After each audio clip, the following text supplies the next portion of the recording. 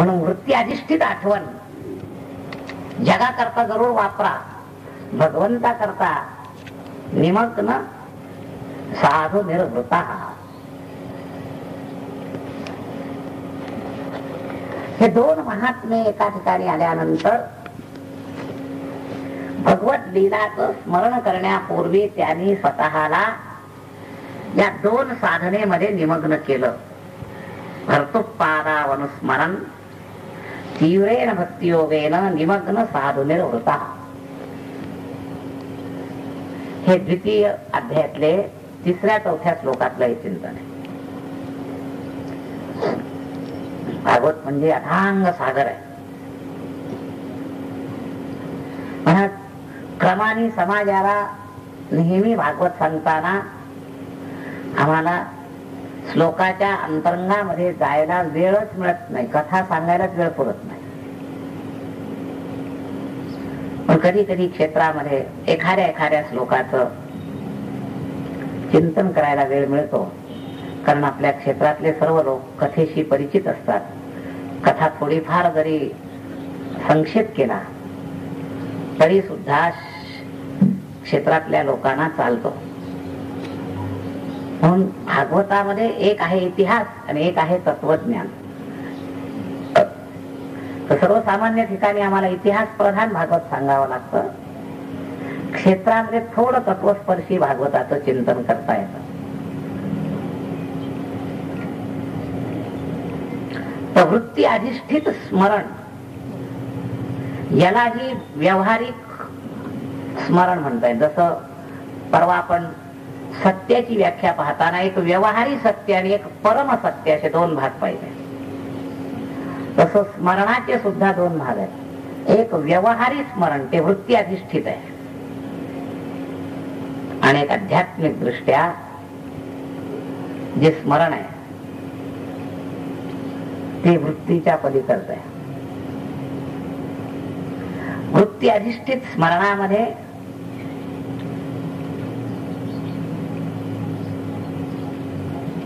स्वच फक्त स्पर्श असतो आणि या वास्तविक स्मरणामध्ये स्वची स्वीकृती असते. जरा एकदा 2 शब्द पुन्हा लक्षात घ्या. व्यवहार करताना जसं कोणत्याही मशिनरीचं इलेक्ट्रिक मशीनचं काम करत असताना इलेक्ट्रिकचा करंट त्याच्यामध्ये सुप्त रूपाने असतोच, तसं या मायाविशिष्टं चैतन्यं जीवः अविद्याविशिष्टं चैतन्यं जीवः यामध्ये अविद्येचं आवरण असलेल्या या भौतिक व्यवहारी जगामध्ये समरस झालेल्या जीवाच्या प्रत्येक कृतीमध्ये सुद्धा स्वस्पर्श आहे, स्वस्वीकृती नाही. स्वस्पर्श आणि स्वस्वीकृतीमध्ये थोडंसं अंतर आहे, हे लक्षात घ्या.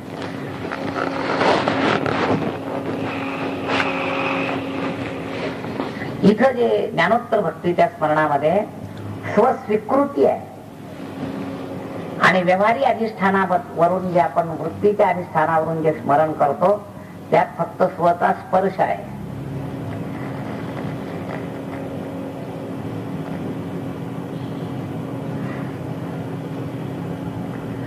हा स्वस्पर्श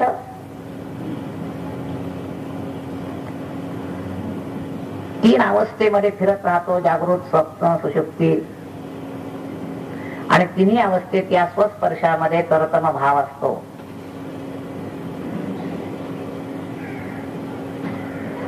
पण समाधी अवस्था त्यालाच म्हणतात ज्याच्यामध्ये तरतम भावाचं परिवर्तन होणं थांबलं स्वस्पर्शात. जागृत, स्वप्न, सुषुप्तीमध्ये स्वस्पर्शामध्ये तरतम भाव आहे. सुषुप्ती मधला स्वस्पर्श, स्वप्नावस्थेतला स्वस्पर्श आणि जागृतीतला स्वस्पर्श यामध्ये तरतम भाव आहे, विचलितता आहे. सुषुप्तीत स्वस्पर्श आहे पण सुप्त रूपाने, त्याच्यापेक्षा थोडं प्रगट स्वप्नावस्थेत, त्यापेक्षा विशेष प्रगट जागृत अवस्थेमध्ये, आणि त्याही पेक्षा अति स्पष्ट रूपानं, अविचल रूपानं स्वच दर्शन समाधी अवस्थेत. त्या ठिकाणाच्या त्या स्वानुभव संधानामध्ये विचलितता नाही. आता हा चिंतन सांगण्याचा हेतू असा की हे उद्धव आणि विदुर हे जे भक्त होते, उद्धव भगवंताच्या साक्षात सेवेनं पुनीत झालेला, पवित्र झालेला, अज्ञान आवरण समाप्त झालेला असा दिव्य भक्त होता. आणि विदुरजी सुद्धा भगवंताच्या आज्ञेनं तप करून अत्यंत पवित्र झालेले होते. हे दोन महात्मे एका जागेवर आले आणि या दोन महात्म्यांचं भगवत चरित्र चिंतन हे वृत्ती अधिष्ठानावर नाही, ऐतिहासिक अधिष्ठानावर नाही, सोपानुसंधानाच्या अधिष्ठानावर. आणि म्हणून पृष्ठो वार्ता प्रतिब्रूया भर्तुपादावनुस्मरण निमग्न शब्द वापरलाय. तीव्रेण भक्तियोग, नुसता भक्तियोग शब्द नाही वापरला, तीव्रेण भक्तियोग, निमग्न साधू निर्वृता. हा निमग्न शब्द शुकदेवजींच्या बाबतीत आलेला आहे 2-3 वेळेला भागवतात वर्णन करताना. एकदा सुदाम चरित्र जेव्हा शुकदेवजी सांगायला लागले त्यावेळेला हा निमग्न शब्द आलेला आहे. भागवत कथा सांगता सांगता शुकदेवजी महाराज सुद्धा 1-2 वेळेला निमग्न हृदयो प्रवीत असा शब्द आलेला आहे. निमग्न होऊन बोलू लागले. म्हणजे विशेष समाधी भाषेची विशेष सांकेतिक तिथे शब्द आहेत ते. या ठिकाणी सुद्धा या 2 श्रोता वक्त्यांच्या स्थितीचं वर्णन करताना हाच निमग्न शब्द आलेला आहे. मला इतका मोठा ग्रंथ आहे की एक शब्द कुठं कुठं कसे कसे आले त्याचा अभ्यास करायला खूप काळ घालावा लागेल आणि कोण्या कोण्या हेतून आणला. पण प्रसंगाने आमच्या चिंतनामध्ये जेव्हा आला तेवढ्याच पुरताने सांगतोय. तर हा शुकदेवजींच्या बाबतीत आलेला हा निमग्न शब्द या ठिकाणी या दोघांच्या वार्तालापामध्ये आलेला आहे.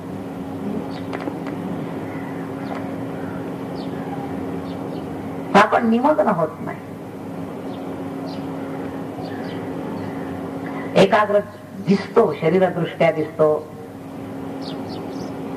थोडस मन लागतं. मन लागणं वेगळं आणि मन निमग्न होणं वेगळं. एखादा मनुष्य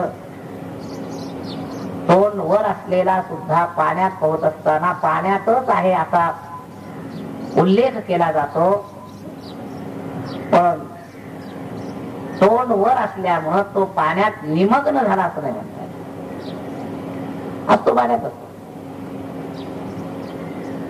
तसं आपण सगळे पाण्यातच आहोत. कोणी गुडघावर उभं राहून ऐकतोय, कोणी कमरेवर ऐकतोय, कोणी गळ्यापर्यंत ऐकतोय, पण निमग्न झालेल्यांची संख्या कमी आहे. जिवंततेचं केंद्र मनामध्ये, रसास्वादाचं केंद्र पाणी अजून त्याच्या डोक्यात स्वीकार नाही.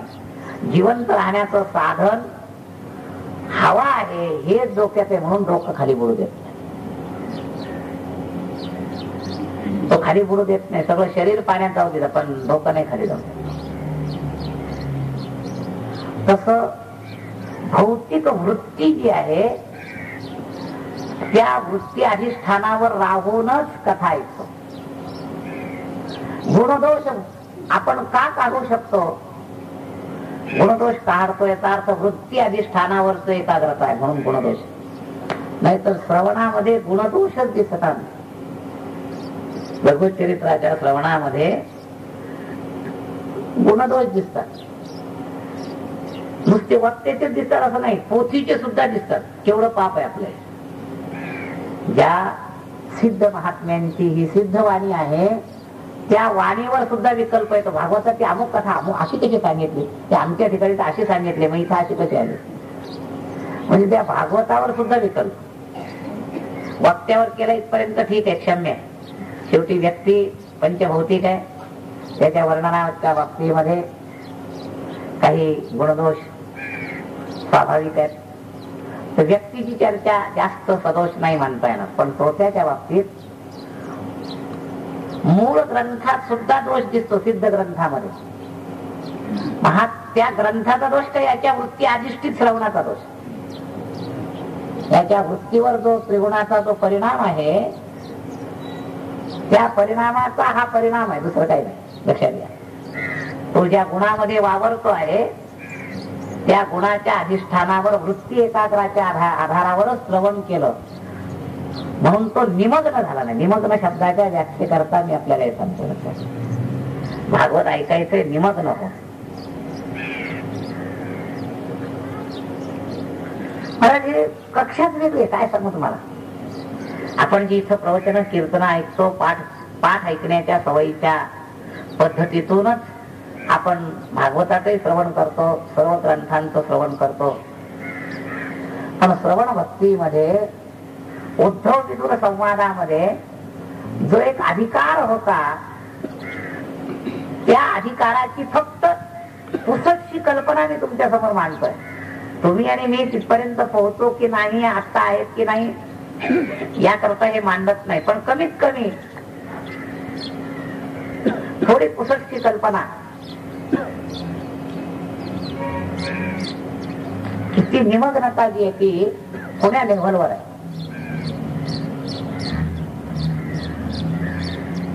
आपण सगळे जे ऐकतो आणि सांगतो, आपण सगळे, मीही निमग्न होऊ शकतो असं नाही. कधीतरी 100 भागवतामध्ये एखाद्या वेळेला थोडाफार 10-5 मिनिटा करता अशा निमग्नतेचा अनुभव थोडासा मी घेतला. इतर वेळेला सतत वृत्तीवर राहूनच कथा केली जाते आणि वृत्तीवर राहूनच साधारणपणे 99% आपण कथा ऐकतो आणि वर्णन करतो. पण ज्या 2 महान भगवत भक्ताचं श्रवण कथेचं वर्णन या ठिकाणी आलेलं आहे, ते दोन्हीही असे अधिकारी आहेत. निमग्न साधू निरवृता तीव्रेण भक्तियोगेन.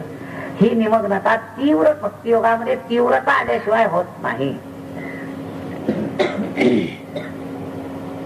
तीव्रता आली पाहिजे. आपण कुठं कथा सांगतो, कोणासमोर सांगतो, कोण्या वेळेला सांगतो, देश काल परिस्थिती सगळ्याची विस्मृती त्या निमग्नतेमध्ये होते. आणि अशा अनुभवाची जी काही कथा श्रवण आणि कथा वर्णन आहे, फार विलक्षण असं आहे. आणि अशा अधिकारी लोकांचं या ठिकाणी वर्णन आलेलं आहे. विदुरजी या अधिकारापर्यंत पोहोचण्याकरता पहिल्यांदा 12 वर्षे यमुना किनारी तप केलं. तेवढ्यावर काम भागलं नाही. त्यानंतर भगवंताचा सगुण साक्षात्कार झाला. तेवढ्यावर काम भागलं नाही. त्यानंतर भगवंताच्या आज्ञेनं आपल्या वृत्तीला पूर्ण दाबून ज्यावेळा भगवान पर्णकुटीवर आले, आपण काल संध्याकाळी पर्णकुटी पर्यंतची कथा पाहिली. स्वागत सत्कार झाल्यानंतर भगवंताबरोबर काही संवाद झाला. त्या संवादामध्ये वृत्तीच्या अपेक्षेच्या विरोधात भगवंताने आज्ञा दिली. ते विदुराला म्हणतात, देव म्हणतात, विदुरा, मला असं वाटतं की तू यात्रा करावी. आता सर्वसाधारण दृष्ट्या साक्षात्कारानंतर यात्रेची आवश्यकता सर्वसाधारण दृष्ट्या साधकाच्या मनात राहत नाही. कारण आपण तो श्लोक ऐकलेला असतो, तीर्थयात्रा धमान, आणि त्या क्रमामध्ये विदुरजी म्हणतात, देवा तुमचं मला आता दर्शन झालं, तुमच्या दर्शनाचा आनंद मी अनुभवतोय, आता मला यात्रेमध्ये कशाला रखडवता यावं.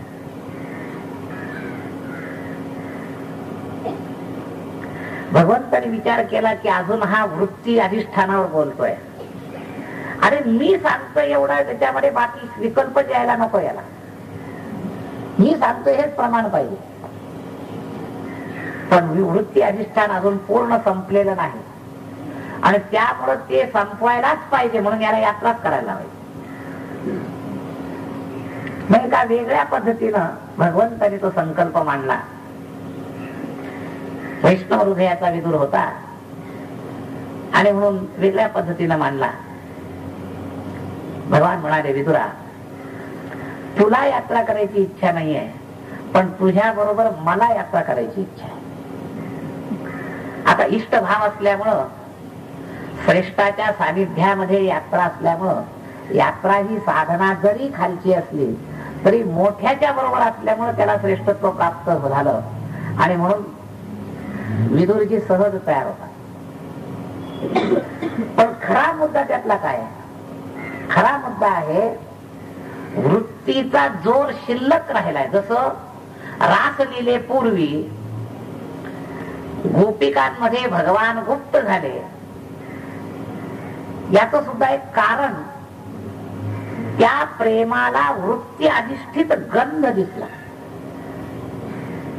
आणि ते वृत्ती अधिष्ठानाचा गंध काढण्याकरता भगवान गुप्त झाले आणि वियोग रूपी साधनेच्या तपानं ते वृत्ती अधिष्ठान काढून टाकलं. मग रासलीले करता शुद्ध जीवाच्या सानिध्यामध्ये ती रासलीला. तसं याने याचा संकल्प प्रगट केला की मला कशाला त्रास होत आहे. एखाद्या मानवाबरोबर अशा प्रकारचं बोलणं शोभत, पण देवाबरोबर नाही. म्हणून तर अर्जुनाची भाषा परिवर्तित होईपर्यंत भगवान माघार घेत नाही. वरून वरून शिष्यस्तेहम चारिमाम ताम प्रपन्नम या शब्दावर भगवंताने लगेच विश्वास ठेवला नाही. किंबहुना पावतीच्या बाबतीत सुद्धा नष्टो मोह स्मृतिर्लब्धा ही 18व्या अध्यायातली पावती नंतर गीता बंद झाली. पण यापूर्वी एकदा अर्जुन हे वाक्य बोलला होता, पण देवाने विश्वास नाही ठेवला. 11व्या अध्यायामध्ये मोहोयम विगतो मम असा अर्जुन बोलला होता, पण भगवंताने तिथे विश्वास ठेवला नाही. जसं दुसऱ्या अध्यायातल्या 7व्या श्लोकात शिष्यस्तेहम शाधिमाम ताम प्रपन्नम हा प्रपन्न शब्द जरी तिथं आला तरी भगवंताच्या अंतःकरणाद्वारे त्याच्या प्रपन्नतेवर सर्टिफाईड झालेलं नव्हतं. नाहीतर तुम्ही विचार करा, जी सार साधना भगवंतांनी शेवटच्या श्लोकात सांगितली, सर्व धर्मान परित्यज्य मामेकम शरणम व्रज, आणि ती साधना जर याने सुरुवातीला दुसऱ्या अध्यायाच्या 7व्या श्लोकातच जर पूर्ण करून दाखवली तर मग एवढी मोठी गीता कशाला? तर याचा अर्थ एवढाच आहे की अर्जुन वाणीद्वारा फक्त शिष्यस्तेहम शाधिमाम ताम प्रपन्नम म्हणतोय, पण स्थितीद्वारा तो प्रपन्न नाही. म्हणजे निर्वृत शब्द आणि वृत्ती अधिष्ठित शब्द यातला अंतर सांगण्याकरता मी हा मुद्दा सांगितला.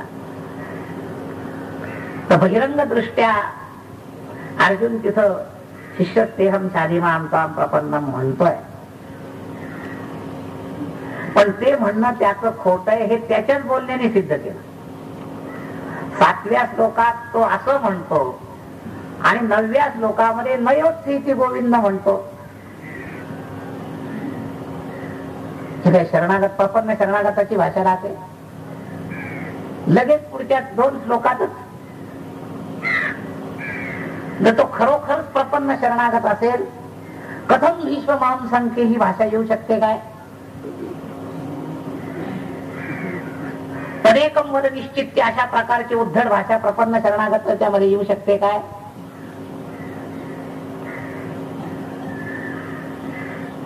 तेव्हा जरी त्यांनी वाणी दृष्ट्या हे स्वीकार केलेलं असलं तरी सुद्धा वास्तववादी दृष्टीनं त्या स्थितीवरून ते बोलणं झालेलं नव्हतं. म्हणून तुम्ही आणि सुद्धा देवाजवळ गेल्यावर त्वमेव माता च पिता त्वमेव या श्लोकाचं आवृत्ती करतो, पण स्थितीवरून का? स्थितीवरून नाही करत. श्लोकाची आवृत्ती करतो पण स्थितीवरून नाही.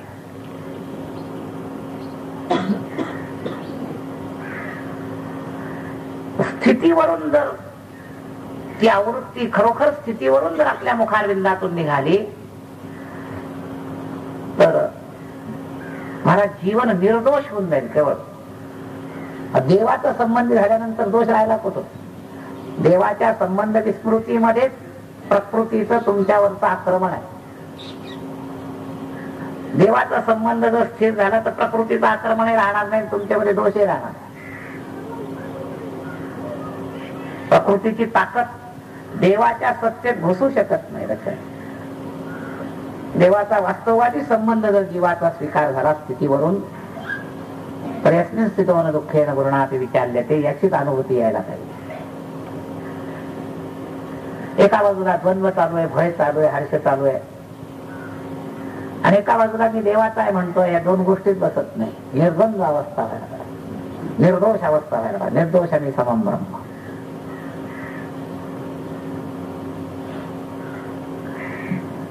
महाराज, मग या सगळ्या उच्च भावनेचा अर्थ काय?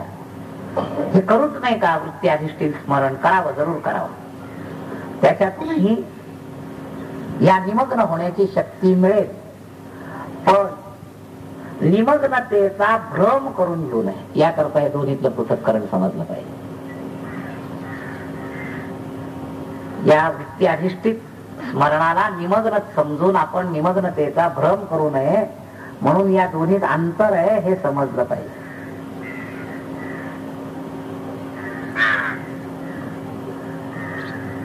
आणि निमग्न अवस्थेत विदुरांचं स्मरण होण्याकरता विदुरांना यात्रेमध्ये रखडावं लागलं.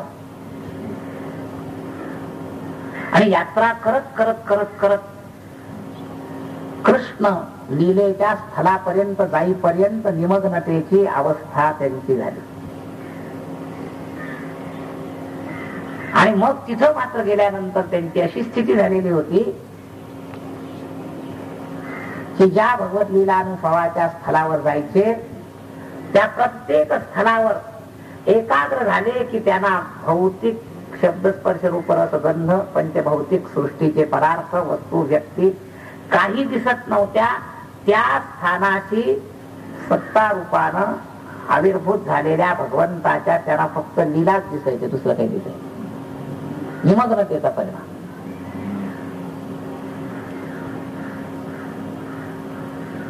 आणि अशा निमग्न अवस्थेत असताना तशाच लायकीचा अधिकार असणारा उद्धव या थोर महात्म्याची गाडी ते बसले होते गोकुळाच्या रमणरीतीमध्ये. आणि त्या रमणरीतीमध्ये निमग्न झालेले होते. भगवंताच्या बाललीला वर्तमान त्यांना समोर दिसत होते. याच कारण असं आहे, वृत्ती जोपर्यंत असती तोपर्यंत देवाच्या लीलेमध्ये सुद्धा भूतकाळाचा प्रभाव राहतो.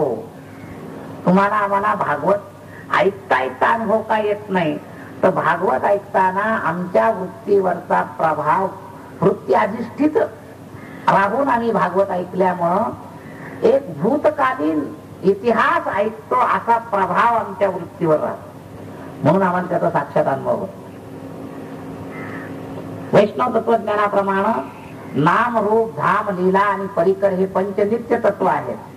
तर भगवंताच्या लीला सुद्धा नित्य आहेत. त्याला वर्तमान काळच आहे, सतत भूत भविष्य नाहीच. आम्ही स्वतः या तीन अवस्थेमध्ये असतो. वृत्तीवर राहताना या तीन अवस्थेच्या प्रभावात रमत असल्यामुळं आपल्याला भगवंताच्या चरित्रावर भूतकाळाचा प्रभाव जाणवतो आणि आपण एक भूतकालीन इतिहास म्हणून या चरित्राकडे पाहतो. म्हणून वर्तमानातल्या अनुभवासारख्या अनुभवापासून आम्ही निन्मुख राहतो. अन्यथा या कथेच्या बरोबर शब्दाबरोबर जर स्वस्वीकृत असणाऱ्या स्थितीमधून स्वरूपानुसंधानाच्या स्थितीवरून जर ही चरित्र ऐकायला लागलो तर काल प्रभाव सगळा बाजूला होईल आणि आम्ही वर्तमानात ही आता समोर ही कथा चालू आहे अशा प्रकारच्या अनुभवामध्ये बुडणं ही निमग्नतेची व्याख्या. आध्यात्मिक निमग्नतेची सखोल व्याख्या तिथे आहे. आणि अशा निमग्न होण्याचे अधिकारी हे दोन महापुरुष होते, उद्धव आणि विदुर. त्यांना भगवान नेहमी करता नित्य वर्तमान समोर दिसायला लागले, इथपर्यंत त्यांची परिपक्व अवस्था झालेली. भगवंताने त्यांची इतकी परिपक्व अवस्था करण्याकरता त्या साधनेतून तीव्रेन भक्तियोगेने या साधनेतून त्यांना घालवलं. आणि अशा या तीव्र भक्तियोगामध्ये तल्लीन असणारे हे दोन महापुरुष एकत्र झाले आणि एकत्र झाल्याबरोबर भगवंताच्या कथेविषयीच संकेत विदुराकडून झाल्याबरोबर दोघांनीही पहिलं काही केलं असेल तर व्याहरण मान मनुस्मरण भरतुक पादावनुस्मरण. दोघही भगवंताच्या चरणस्पर्शात त्या चिंतनामध्ये तल्लीन झाले. वक्ता आणि श्रोता या दोघांनाही या पद्धतीच्या स्थितीपर्यंत नेण्याची जबाबदारी आहे. मी महाराजांच्या सुद्धा श्रवणातून पाहिलं आणि मी सुद्धा भागवत सांगताना चिंतन केलं. कथेचा दिव्य अनुभव येण्याकरता जितका वेळ कथेमध्ये आपण घालवतो त्याही पेक्षा जास्त वेळ कथा कशी ऐकावी हे शिकवण्याकरता द्यावा लागतो. कथा ऐकणं महत्वाच्या पेक्षा सुद्धा त्याची जी पूर्व तयारी आहे ही पूर्व तयारीला फार वेळ लागतो. आज इलेक्ट्रिकचा वेग अनंत किलोमीटर आहे क्षणाला.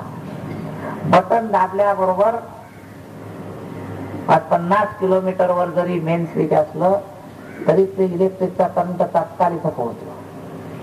फार वेळ लागत नाही त्याला यायला. वेळ लागतो वायरिंग बटन फिटिंगला, हे लक्षात घ्या. तर करंट पोहोचायला फार वेळ लागत नाही. वेळ जो लागतो तो त्या सगळ्या फिटिंगला. गाडी ओढल्याबरोबर निरंजनाची ज्योत पेटायला वेळ लागत नाही. वात तयार करायला, त्याच्यात तेल तूप घालायला, निरांजनीच्या तयारीला याला वेळ लागतो. प्रकाशाला वेळ लागत नाही. तसं भागवत कथेबरोबर अनुभवाला वेळ लागत नाही. भागवत कथा ऐकण्याच्या पूर्व तयारीची विषयी चर्चा करून साधना करून तिथपर्यंत पोहोचायला खरा वेळ लागतो असं आहे. आणि ही पूर्वक्रमामध्ये रोज जे सांगितलं जातं ते हे अनेक कथा का ऐकाव्या लागतात. अनेक कथा ऐकायचीच गरज नाही. ही पूर्व तयारीचा अभाव कशाला. कधीतरी वायरिंग लूज असतं, कधीतरी बल्ब गेलेला असतो आणि त्यामुळे तिकडं बटन दाबलं तरी इकडं लाईट लागत. हा दोष करंटचा नाहीये, या तयारीतली अपूर्णता हा दोष आहे. तसं आपल्याला अनेक वेळा जे भागवत ऐकायचंय, भागवताच्या शक्तीत कमीपणा नाही. अनेक वेळा ऐकण्याची गरज नाहीये. भागवत ऐकण्याचा विधी आपल्यामध्ये मुरवण्याकरता बराच वेळ घालावा लागला.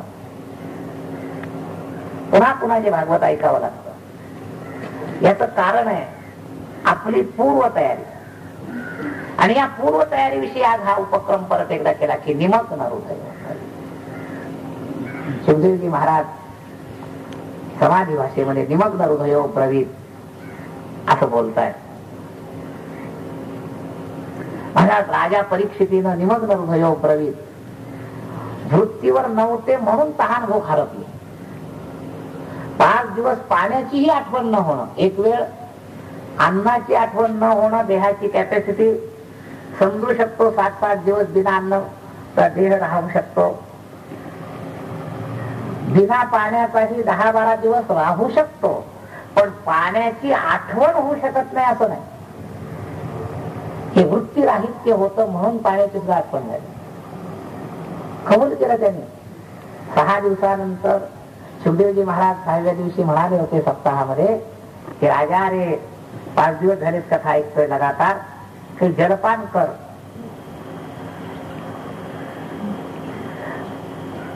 कथेमध्ये जाणून बुजून मी तहान भुकेला दाबलं नाहीये. परीक्षित म्हणतोय तहान भूक मी दाबली नाही. एखादा माणूस व्रतस्थ हेतून तहान भूक दाबून ऐकेल. हे दाबून ऐकणं वेगळं, तेवढाही आपण देवाशी ठेवला नाही असं आपल्या लक्षात येईल. एक निषिद्ध पाणी कृत्र पण धनिनिष्ठ असत. त्याच्या धनिनिष्ठाच्या व्यवहारामध्ये हे जाणवतं. ते जर मालकाबरोबर हिंडायला लागलं, शेवटी ते पुत्रच आहे, अज्ञानी आहे, चंचल आहे. त्यामुळे त्याच्या वृत्तीमध्ये चांचल्य जरूर आढळतं. पण निष्ठेच्या तैलधारावत विभागाशी चिकटून ते कसं राहतं. एक साधक पुत्र मालकाबरोबर जर हिंडायला लागलं तर त्याच्या वृत्ती चांचल्यामुळे ते कधीतरी इकडं तिकडं झाडाची खोडं पाहून तंगडी वर करायला जरूर जातं. एखाद्या कुत्र्यावर गुरगुर करायलाही धावतं. हे घडतं त्याचं. पण तरी ते आपल्यापेक्षा काही बाबतीत श्रेष्ठता दिसते. 2-5 मिनिटापेक्षा जास्त ते मालकापासून बाजूला राहू शकत नाही. इकडं तिकडं जातं. पटकन मालक कुठं चाललेला इकडं त्याचं लक्ष राहतं. तेवढ्यात ते परत परत येतं. मालकाबरोबर चालतं. परत वृत्ती चांचल्य झालं तर परत जरी थोडस कुठं गेलं तर पुन्हा 2-5 मिनिटाच्या आत पुन्हा मालकाकडे पाहत. त्या कुत्र्याला 2-5 मिनिटांनी मालकाची आठवण होते. आपल्याला ज्ञान असून आपण साधक म्हणून घेऊन तासनतास देवाच्या विस्मरणामध्ये काळ घालवतो. ही आपल्याला लाजीरवाणी गोष्ट नाही. वैष्णव म्हणून घेताना कमीत कमी अरे असा एखादा तास सुद्धा जाऊ नये की ज्या तासामध्ये देवाची आठवण आली. व्यवहारिक कोणती कामं त्याला आडवी येत नाही. जसं या कुत्र्याच्या खेळ त्या मालकाबरोबर चालताना आडवा येत नाही, तसं तुम्हाला भौतिक दृष्ट्या नोकरी, व्यापार, शेती जे काही उद्योग असतील ते करता करता काही नाही, फक्त मधून जसं नकळत तुमची पापडी सहज लवते, तुमच्या कोणत्याही कामाला आडवी येत नाही. सहज जाता जाता 10-20 मिनिटांनी एक अर्धा क्षण वृत्ती भगवंताच्या चरणापाशी न्या. हे नाथ मी तुला आहे शरण आहे. अशी साधना तुम्ही करून पहा. बघा किती लाभ होतो. यामध्ये तुम्ही स्वाधीन आहात. पैशाचा खर्च नाही, शिक्षणाची आट नाही, ग्रंथ वाचनाची विद्वत्तेची आट नाही, श्रीमंती गरिबीची आट नाही. दर 10-20 मिनिटांनी फक्त एकाग्र होऊन भगवंताला स्मरण करायला लागेल. पहिला महत्वाचा लाभ तुम्हाला हा होईल की परमात्मा माझा स्वीकार करून त्या जीवाला पापापासून बाजूला करेल. सगळ्यात पहिला लाभ. तुम्ही 3 महिने ही साधना 6 महिने करून पहा. दर जागृत अवस्थेत जितके तास तुमचे जातात त्या सर्व तासामध्ये तासातून 2दा 3दा 4दा फक्त भगवंताचं स्मरण करायचं. अशी जर तैलधारवत स्मृती दिवसभर टिकवली, अशी 6 महिने टिकवली तर देवाच्या संबंधाचा एक कप्पा तुम्हाला असा अनुभवाला येईल की तोही तुम्हाला आपलं म्हणून विशेषत्वानं स्वीकार करील. आणि जसं ते धन्याबरोबर चालणारं कुत्र, या धन्याच्या निष्ठेमुळं तो धनी त्या कुत्र्याचं संरक्षण करतो. त्याच्यावर जर आक्रमण झालं तर स्वतः दगड घेऊन धावून त्या कुत्र्याचं आक्रमण तो परतवून लावतो. तसं तुमच्यावर कलीचं आणि पापाचं आक्रमण झालं तर भगवान कृपा करून ते आक्रमण उधळून लावतील. तुम्हाला हातून पाप होऊ देणार नाही. तुम्ही साधना करून पहा. साधना केवळ ऐकाय करता नाही, कराय करता. 6 महिन्यानंतर तुम्हाला असा अनुभव येईल की आपल्याला कोणीतरी पापापासून अडवत आहे. असे योग येतील. मनामध्ये पाप आलं ते कृतीत येण्यापूर्वी काहीतरी अडथळा होतो. कोणीतरी एखादी वस्तू पडलेली आहे, तिला कोणी मालक नाही आणि मनामध्ये वृत्तीमध्ये ती घ्यायची इच्छा झाली, पाप आहे. भगवान अशी काही परिस्थिती निर्माण करतील की तुमची उचलायला जायची इच्छा आणि त्यावेळेला नेमकं कोणीतरी तुम्हाला पाहायला हजर आणि तुम्ही ती वस्तू उचलायपासून वाचा. भगवान काय प्रत्येक वेळेला तुमच्याकडे प्रगट होऊन तुम्हाला पापापासून अडकवणार नाही. वेगवेगळ्या स्वरूपाने तुमच्यावर कृपा करेल आणि तुम्हाला पापापासून बाजूला करेल. एकांतामध्ये एखाद्या स्त्री विषयी वाईट इच्छा झाली, पण तुमची जर पूर्व साधना असेल तर भगवान तुमच्या हातून पाप होऊ देणार, असं काही अडथळा निर्माण करेल, तुमच्या हातून पाप होऊ देणार.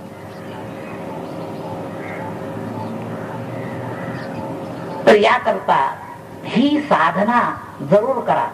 अत्यंत स्वाधीन, अत्यंत सुलभ, अत्यंत सहज अशी ही साधना आहे. भर्तृपादावनुस्मरम.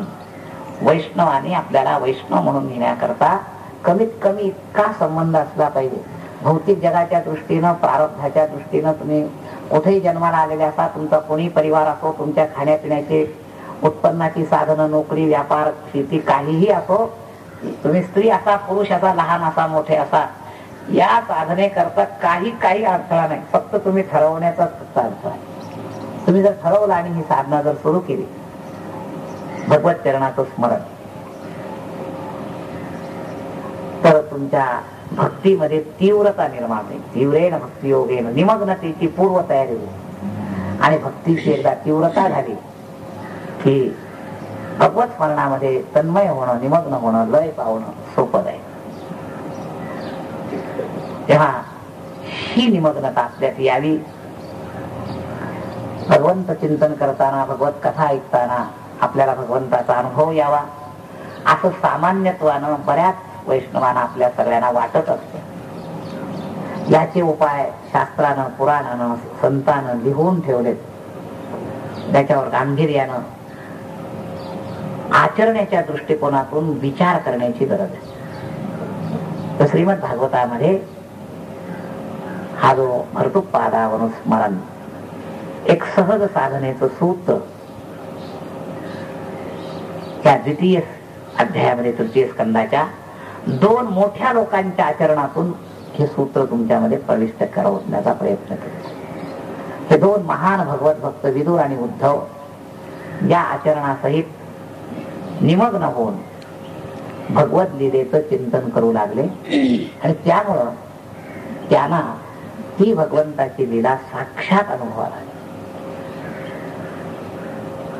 अशा या स्थितीमध्ये विदुरोद्धव संवादाचा हा प्रसंग आपण पाहिला. आणि त्या भगवान श्रीकृष्णाने यात्रेला जायला सांगितलं. यात्रा करता करता व्रजधामामध्ये आल्यानंतर गोकुळ रमण रीतीमध्ये बसलेले असताना, बाललीलेचा वर्तमानकालीन अनुभवाचा आस्वाद घेत असताना त्या ठिकाणी उद्धवजी आले. फार प्रेमानं दोघांनी एकमेकांचा आदर सत्कार केला आणि दोघे एकमेकाला मोठेपणा देत आहेत. विदुरजी म्हणतायत, उद्धवा, तुम्ही देवाचं फार मोठं सानिध्य अनुभवलंय, आमच्यापेक्षा आपण भाग्यवान आहात. भगवंताचं गोड गोड चरित्र मला ऐकवा, की जे ऐकण्यामध्ये माझं मन त्या रसास्वादामध्ये डुबेल, आनंदी होईल. आणि उद्धवजी सुद्धा विदुराला समजत होते. विदुराचं एक मोठेपणा उद्धवानी भगवंताच्या मुखारविंदातून ऐकला. ज्या वेळेला भगवान निजधामाला गेले त्यावेळेचा एक प्रसंग उद्धवाच्या लक्षात राहिला, की भगवंतानी अगदी मोक्याच्या वेळेला आयुष्य ज्यांच्या बरोबर काढलं त्या पट्टराण्यांची सुद्धा आठवण काढली नाही. पण एकादश स्कंदाचा प्रबोधन चालू असताना ते प्रबोधन संपता संपता भगवान उद्धवाला म्हणाले, उद्धव, आणि माझं विदुर हे ऐकायला इथं नाही. माझा विदुर हा शब्द उद्धवावर पूरित झाला. भगवंताचा आणि उद्धवाचा, विदुराचा काय संबंध आहे? आणि म्हणून विदुराचं महात्म्य उद्धवाच्या अंतःकरणामध्ये फार जबरदस्त होतं, की निजधामाला जाताना सुद्धा ज्यांनी माझेपणानं ज्या जीवाबद्दल आठवण काढली, त्याचा अंतरंग संबंध कसा असेल याची कल्पना उद्धवाला होती. आणि म्हणून उद्धव तो प्रसंग सांगताय, की अरे मी तुला काय ऐकवणार, भगवंताला तुझी आठवण झाली, तू मोठा भाग्यवान आहे. निजधामाला जाताना एकदा नाही 3दा आठवण काढली. महाराज विदुराला तर अगदी भरून आलं, डोळ्यातून प्रेमाश्रू वाहू लागले. या क्षुद्र जीवाची परमात्म्याने आठवण काढली, यापेक्षा काय पाहिजे? एका भक्तानं म्हटलं, मोर मोर सबकुच कहई सबही मचावत शोर. सर्वसामान्य सगळे जीव स्वार्थानं माझं माझं माझं माझं म्हणतच असतात. तो भक्त म्हणतो, माझ्या जीवनात एकच अपेक्षा आहे, हे मोर पंख वाले प्रभू तुम कबहू कहोगे मोर. हे परमात्मा, तू मला माझं केव्हा म्हणशील. मी या लालायतमध्ये लालसेमध्ये, तू माझं म्हणण्यामध्ये. आणि या भाग्याचं अनुभूती विदुराच्या बाबतीत उद्धवाला जाणवलं. भगवंताने माझा विदुर हजर नाही असं म्हटलं. तर दोघही मोठे अधिकारी, एकाला खूप सानिध्य प्राप्त झालं, सेवा प्राप्त झाली, आणि एकाला अंतःकरणामध्ये स्थान होतं. असे दोन्ही महान भगवत भक्त एकत्र झाल्यानंतर त्यांच्यामध्ये काही व्यवहारी गप्पा थोड्याच निघणार. तुम्ही द्वारकेहून आले, द्वारकेला पाऊस पाणी कसं आहे, युद्ध कसं झालं काय, हे थोड्याच गप्पा निघणार. त्यांच्या अंतःकरणाचा विषय दुसरं काहीच नव्हता. विषय तो त्यांचा झाला नारायण नावडे जनधन माता पिता. त्यांनी जेवणाची सुद्धा एकमेकाला चौकशी केली नाही. तुम्ही कुठून इथं आलात हे सुद्धा विचारलं नाही. त्या संवादात कुठेही हे लिहिलेलं नाही. विदुराने उद्धवाला तुम्ही कुठून आलात हे विचारलं नाही, आणि उद्धवानी विदुराला तुम्ही यात्रा करत करत कोणती आलात हेही विचारलं नाही. दोघही त्या मूळ संवादाशी ताबडतोब तदाकार झाले. ताबडतोब लगेच विमृज्य नेत्रे विद्रुम प्रत्याहोद्धव स्मयन. महाराज, आपण मला भगवंताच्या काही कथा ऐकवा. स्नेह प्रसर संप्लुतः.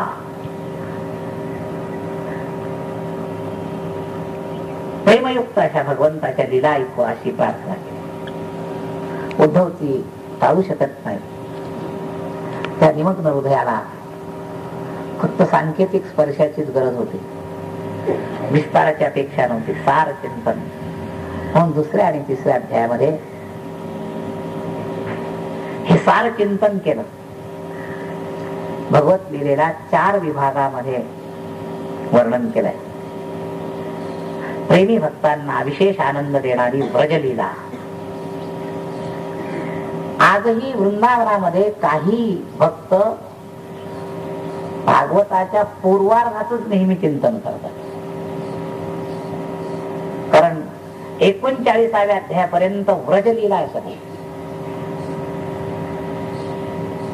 ही व्रजलीला भक्त हृदयाच्या दृष्टीनं फार महत्वाची. म्हणून महाभारत सामान्य लोकांना ऐकायला आवडतो. महाभारतामध्ये ऐतिहासिक कृष्णाचं चिंतन आहे, आणि श्रीमद भागवतामध्ये प्रेमी कृष्णाचं चिंतन आहे. श्रीमद भागवत प्रेमप्रधान अधिष्ठानावरच्या लीला सांगणारा ग्रंथ आहे. श्री महाभारत हा ऐतिहासिक कृष्णाचं वर्णन करणारा ग्रंथ. म्हणून भागवत प्रेमी जन भक्तियोगामधले अनेक, त्यातही अगदी अंतर्मुख असणारी मंडळी ऐश्वर्य लीला सुद्धा ऐकत नाही, फक्त माधुर्य लीला व्रजलीला वाचतात. उद्धवानी विदुराला त्या भूमीत बसलेले असल्यामुळं पहिल्यांदा सर्वात जास्त रूपामध्ये व्रजलीला सांगितलं. पूर्वार्ध सांगितला. या व्रजलीलेमध्ये 2 अंग आहेत. 4 रसांचं मिश्रण आहे.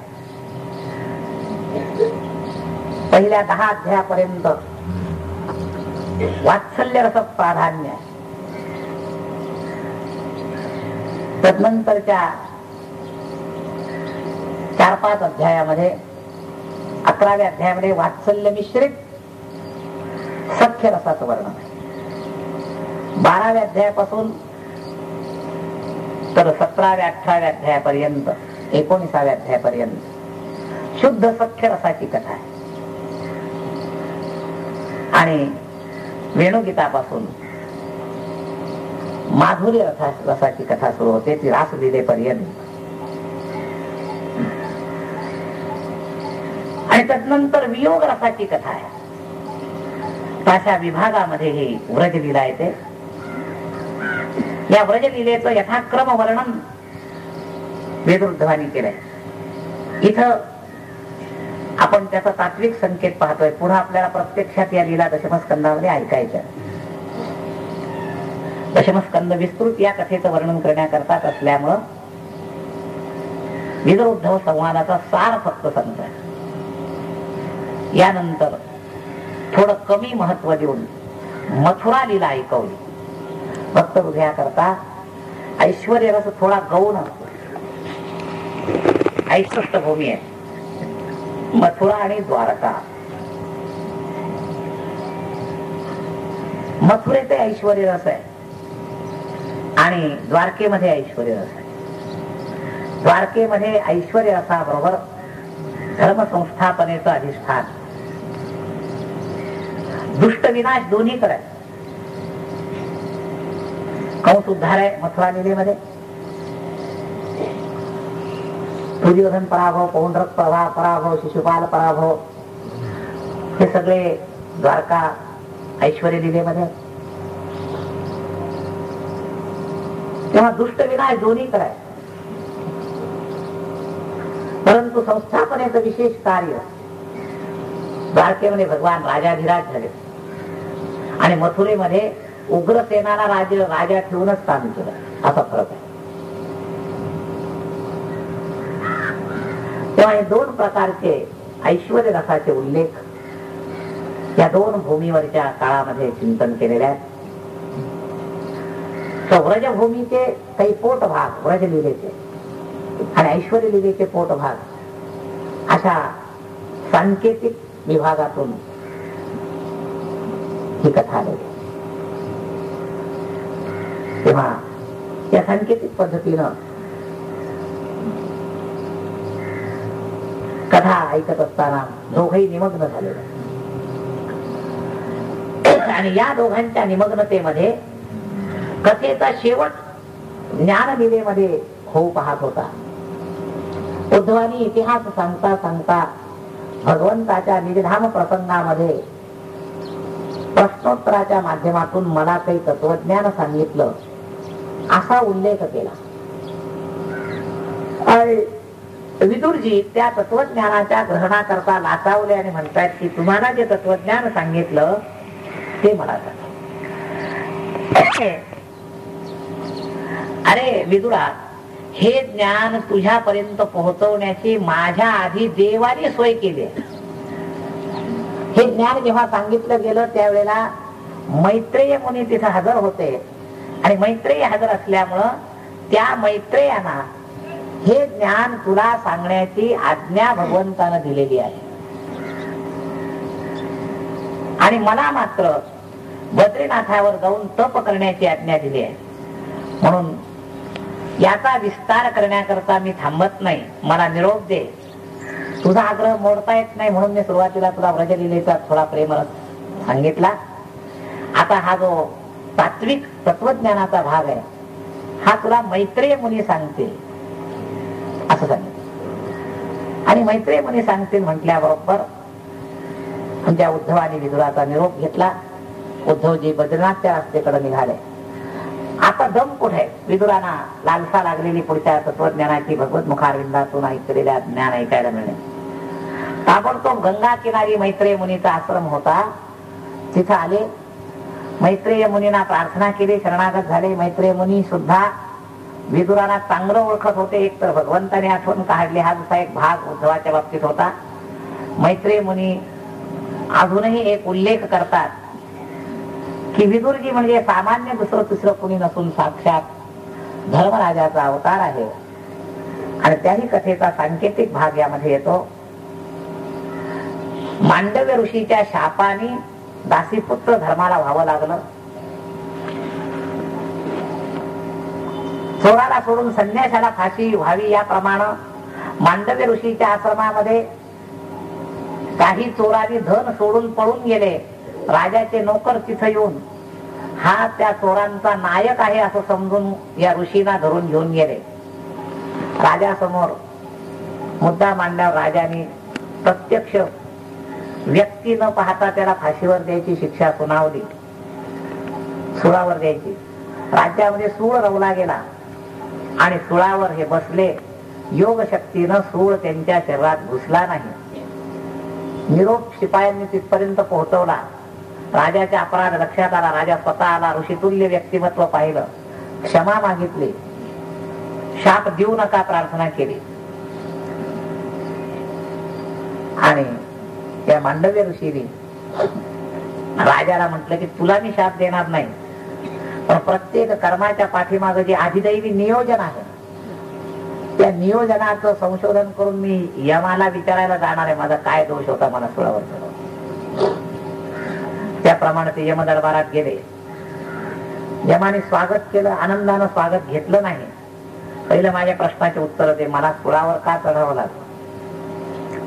यमाकडून अपराध झाला, सफाई केली गेली आणि म्हणून शापित व्हावं लागलं. यमाने सफाई केली, माझ्याकडून चूक झाली असं म्हटलं असतं तर संत उदार क्षमावादी दयाळू असतात, राग आला नसता. तर सफाई केली की तुम्ही 3 वर्षाचे असताना एका मुंगळ्याला काटा टोचून त्याला काट्यावर ठेवलं, त्याच्या बदले तुम्हाला ही शिक्षा. पण ही काही सामान्य माणसाची गाठ नव्हती. सामान्य माणसाला न्यायाधीशांनी काही न्याय दिला तरी मुकाट्यानं ऐकून घेतो. वकील बॅरिस्टरची गाठ पडल्यावर कलमद्वारा सिद्ध करून दाखवावं लागतं कोणत्या कलमानं मी हा न्याय दिलेला आहे, कोणत्या कायद्याच्या अन्वये मी केलेला आहे. धर्माचे बॅरिस्टरच होते आमचे हे मुनी, मार्कंडेय मांडव्य मुनी. त्यांनी म्हटलं, राजा यमा, न्यायाच्या गादीवर बसून अन्याय करतोस. तुझा जे संविधान दिलेलं आहे त्या संविधानामध्ये असं लिहिलंय की 5 वर्षाचा आतला मुलगा अज्ञान गृहीत धरला जातो आणि त्याच्या अपराधाची शिक्षा त्याला प्रत्यक्ष न देता स्वप्नात द्यावी आणि त्याच्या अपराधाला जबाबदार त्याचे आई वडील धरून त्यांना काही शिक्षा द्यावी. त्यांनी त्याला अपराधापासून वाचवलं नाही म्हणून. अज्ञान मुलाच्या हातून दोष घडू नये याची जबाबदारी आई वडिलांवर सुद्धा असते, लक्षात ठेवा. मग मी तर 3 वर्षाचा होतो, मला तू प्रत्यक्ष सुळावर चढवतो. यमराज गप्प बसले. म्हणजे मी तुला एवढ्यावर सोडणार नाही. तू जसं अनेकांना शिक्षा देण्याचा अधिकार आहे तसं तू जर अन्याय केला तर ऋषी मुनींना, धर्माचार्यांना तुलाही शिक्षा देण्याचा अधिकार आहे. मी तुला शाप देणार आहे. घाबरलेले यमराज म्हणतात की महाराज, कमीत कमी मी मागतो एवढी तरी शिक्षा देऊ नका.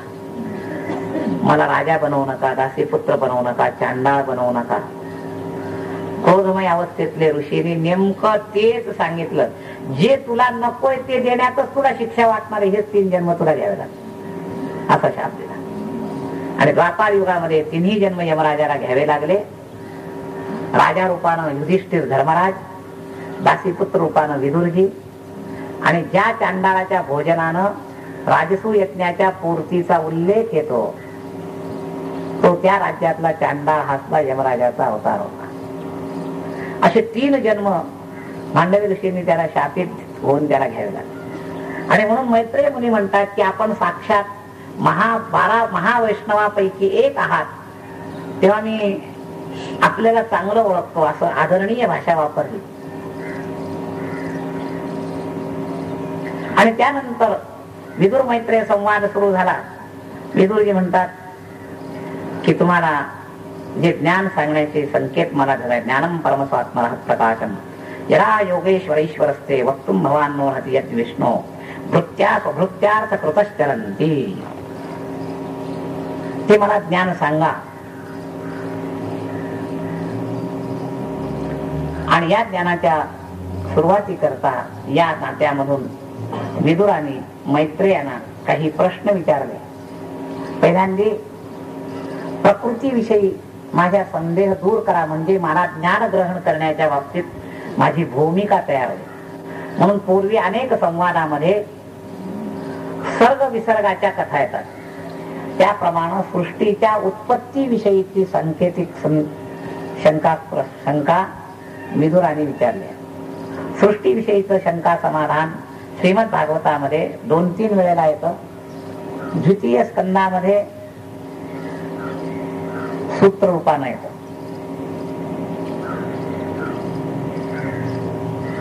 तृतीय स्कंदामध्ये येतं आणि 5व्या स्कंदामध्ये येतं. 3 वेळेला या विषयाची पुनरुक्ती झालेली आहे.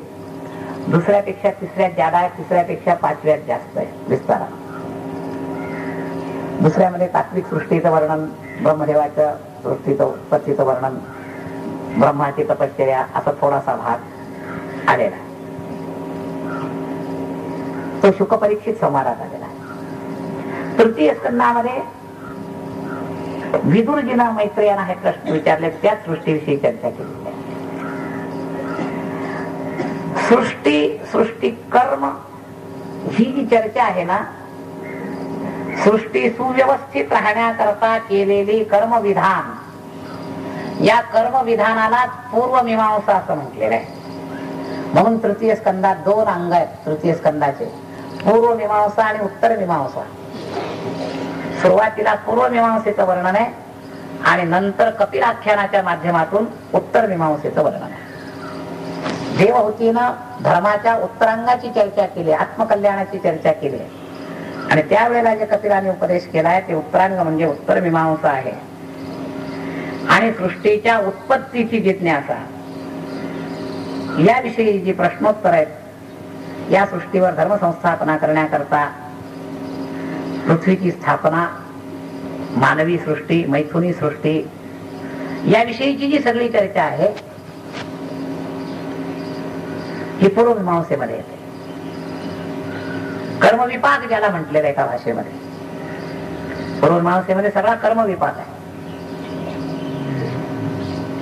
तर ही पूर्वमीमांसा या याच्यात आलेली आहे. तर 5व्या अध्यायाच्या प्रश्नानंतर त्या पूर्वमीमांसेमध्ये पहिल्यांदा जिज्ञासा पूर्तीमध्ये सृष्टीच्या उत्पत्तीचा विषय, ही सृष्टी स्थिर राहण्याच्या दृष्टीनं जी मानवाला दिलेली कर्मस्वातंत्र्य आहे, त्या कर्मस्वातंत्र्याची जी व्यवस्था आहे त्याला कर्मविपाक म्हणतात. आणि त्या कर्माचा होणारा जो पुढचा परिणाम आहे, त्या परिणामातूनच पुनर्जन्म व्यवस्थापन असते. म्हणून धर्माचे 3 अंग आहेत: ईश्वरनिष्ठा, कर्मविपाक आणि पूर्वजन्म पुनर्जन्म व्यवस्था. तर कर्मविपाक आणि पूर्वजन्म पुनर्जन्म व्यवस्था या विषयाचं चिंतन या अध्यायात येतं. ते वेगवेगळ्या इतिहासाच्या माध्यमातून येतं. विराट शरीराची उत्पत्ती कशी झाली, त्या विराट शरीरामध्ये चैतन्य कसं निर्माण झालं, या सृष्टीच्या आधी उत्पत्तीची कथा पहिल्या सुरुवातीला फक्त 5व्यात प्रश्न विचारले, 6व्यात ही कथा झाली. परत 7व्यात प्रश्न विचारले आधिदैविक उत्पत्तीबद्दल. या सृष्टीवरचं जे अनुशासन, ज्या दैवी सृष्टीमध्ये ब्रह्मदेव, विष्णू, शिव या पद्धतीमध्ये वर्णन येतं, त्या ब्रह्मदेवाच्या उत्पत्तीच्या वर्णनाची कथा 8व्या अध्यायामध्ये. नंतर 9व्या अध्यायामध्ये सृष्टी स्थिर करण्याच्या दृष्टीनं आदिसत्तेकडून जे ज्ञान ग्रहण करण्याकरता त्या आदिसत्तेची केलेली जी स्तुती आहे, ब्रह्माकृत भगवत स्तुती, ही 9व्यामध्ये येते. आणि यामध्ये आल्यानंतर, या स्तुतीनंतर भगवंतानी जी ब्रह्मदेवामध्ये शक्ती प्रदान केली, त्या शक्तीच्या द्वारे ब्रह्मदेवानी 10 प्रकारच्या सृष्टीचं स्वरूप तत्वतः केलंय. त्यामध्ये वैकारिक सृष्टी आणि प्राकृत सृष्टी, 6 प्रकारची प्राकृत सृष्टी आहे. महत्त्व, अहंकार, भूतसर्ग, इंद्रिय, इंद्रियाधिष्ठित देवता, अविद्या, इथपर्यंत ही सगळी प्राकृत सृष्टी आहे. आणि वैकृत सृष्टीमध्ये याच्या जी विभिन्नता निर्माण झाली, त्यामध्ये मग पशु, पक्षी, वृक्ष, मानव, देवसर्ग, भूतसर्ग, ही वैकृत सृष्टी आहे. त्या प्राकृत सृष्टीच्या अधिष्ठानावरच्या या फांद्या आहेत. हे मूळ खोड आहे. महत्त्व, अहंकार, भूतसर्ग, इंद्रिय, इंद्रियाधिष्ठित देवता, हे झाडाचं खोड आहे. आणि वैकृत सृष्टी म्हणजे त्या सृष्टीरूपी वृक्षाच्या फांद्या आहेत. मग त्यामध्ये 6 प्रकारचे वृक्षाचे प्रकार आहेत. त्यामध्ये वनस्पती, औषधी, लता, त्वक्सार, विरुद्ध, द्रुम, याला खालून वर संचार पद्धती आहे. अन्न जमिनीतून वर खेचलं जातं या सगळ्या वनस्पतींमध्ये. नंतर तिर्यक योनी ज्या आहेत पशु पक्षी, त्याचं अन्न आडवं वाहतं आणि मानव योनीमध्ये वरून खाली जात. असे प्रकार आहेत. खालून वर आडवा प्रवाह आणि वरून खाली असे 3 प्रवाह आहेत. तर तिर्यक योनी, मनुष्य योनी आणि याही पेक्षा थोडी दिव्य शक्ती असणारी, याची गरज आहे आणि नाही याच्या पलीकडे गेलेले देवसर्ग आहे. त्यांना जिवंत राहण्याकरता अन्नच खाल्लं पाहिजे असं काही जरूर नाही.